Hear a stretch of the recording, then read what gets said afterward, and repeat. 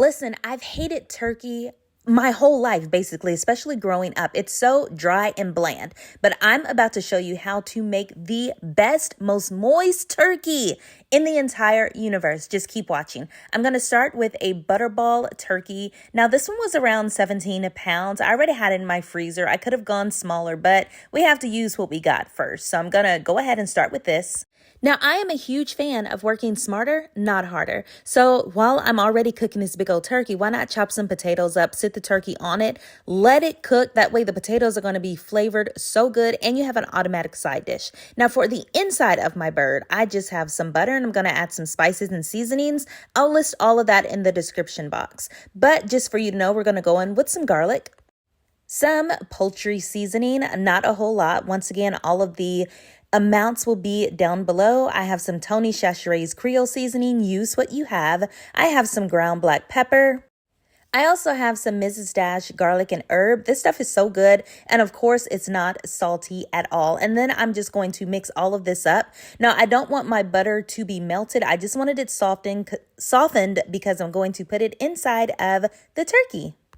So we're going to name this turkey Miss Tina the turkey. You see, I have it all washed and clean here. I cleaned out both ends, got the giblets out, the neck out, everything. So now I'm just going to start putting my little butter compound in both ends. So that way, once it cooks, that butter is going to melt and it's going to make sure, of course, we season the outside, but it's going to make sure that the inside is flavored just as well.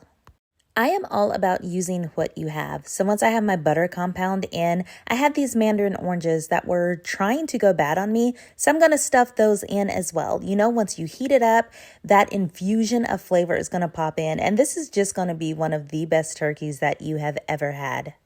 So I got the back end done. Now I'm just going to go ahead and turn Miss Tina around and put that butter compound in her front cavity as well. And I'm making sure it gets all in there, rubbing it on the meat in there, a little bit on the skin.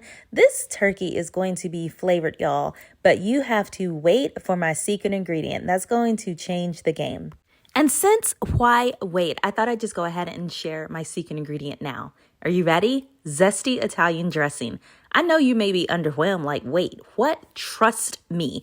I use it in my cavities. I also use it to inject the bird with. This is going to give you the most flavorful, juicy turkey you have ever had. I'm just going to pour a little bit in the cavities on both ends, and once I get ready to inject my bird, I'm going to mix it in. And I promise you, it's going to give you the most moist, uniquely flavored turkey. This is not going to be a bland turkey, and this is not going to be a dry turkey. This is going to be the turkey that you go back every year for. So I have gone ahead, and now if you notice, I have my turkey sitting kind of upside down. I usually cook it the other way. I'm just going to put some Italian dressing on it. It's my go-to. Buy a big bottle because you're probably going to use all of it. And then I'm going to season it, and then I'm just going to flip it over. Also, that Italian dressing drips down on your veggies. Now I'm going in with the Tony Chachere's injection butter. It's going to be a Creole butter type injection fluid. It's so good. I'm also adding Italian dressing to this. About a cup of Italian dressing. I mix it together. Now I'm also going in with some garlic and a few other seasonings and spices. Try not to use too much salt though, because your injection fluid is already going to have salt. So I'm going in with the garlic, with some adobo, and I'm going to give everything a good stir. Now, if I can give you one hint here, try to get an injection needle set from Amazon because they have the ones with the wider needle. Since we're using the Italian dressing, you know, it has those chunks of like red pepper and whatever else is in there. Sometimes those get clogged up. I had this one because my big injection needle broke and I had to order another one. And this worked good, but just to make it easier for yourself. Now, I'm sure you guys all know how to inject a turkey. So that is what I'm doing. The places that tend to get dry, the wings, the whole bird, honestly. I'm just going to go through, put this mix in there. Remember, that's the injection butter as well as the Italian dressing. And when I tell you, this is where the flavor comes from, and your turkey is not going to taste like a lot of other people's, because a lot of people don't know about this. I feel like I made it up. I just saw it in my fridge one day and was like, let's try it. I'm sure somebody else out there is doing it. But when I tell you, people are going to love this bird, they are. So I make sure to get the wings and all the spaces that I can get to on this side. Remember, we are going to flip the turkey and you'll be able to get to the other side. So we're going to go ahead and season the outside of this bird as well. I'm going in with a little poultry seasoning, just kind of spread it evenly. Remember, this is going to be the bottom. We're going in with some garlic powder. We're going to do the same thing. Now, if you don't like just dry seasoning your bird, remember you can always mix all of your seasonings in a bowl, add a little bit of water or some oil, and just kind of rub it on your bird. I think I'm going to try that next time. We also need some ground black pepper. Love the way this tastes on turkey. And you know, we always season the outside. That's why I'm big on injecting the turkey as well, because we know the skin tastes good, but once you get into that meat, it is dry and bland. It won't be this way. I'm also going to go in with some Badia Complete. This is my go-to for everything. If I had Sazon, I would have used it too, but I don't. I also have a little red pepper. Use this sparingly depending on how spicy or how much of a kick you want your bird to have. Also, the Mrs. Dash garlic and herb. This is so good on a bird. Listen, just because I'm using all this, I cook a lot, so I have all these seasonings. Doesn't mean that you have to. Pick 2 or 3 good ones and just roll with that. One I would highly recommend, though, is this Tony Chachere's Creole seasoning. This just tastes good, but use it sparingly. It's pretty salty. Another must-have, in my opinion, is smoked paprika. Not paprika, not regular paprika, smoked paprika. It gives you flavor. Regular paprika just kind of gives you color. This gives you flavor. And of course, parsley. This is absolutely optional and you don't have it. I just think since my turkey's kind of red, I need some parsley on there. I'm a parsley girl.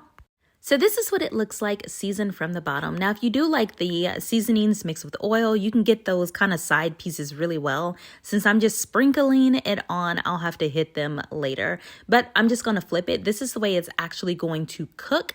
And I'm just going to do the same process. Go ahead and start injecting it all over. Be sure to get the drumsticks, the other side of the wings, the breast, like everything. And we're going to add more Italian dressing on this side, and then we're going to season. I like to add the dressing first, then the seasoning, because it really makes the seasoning stick on there.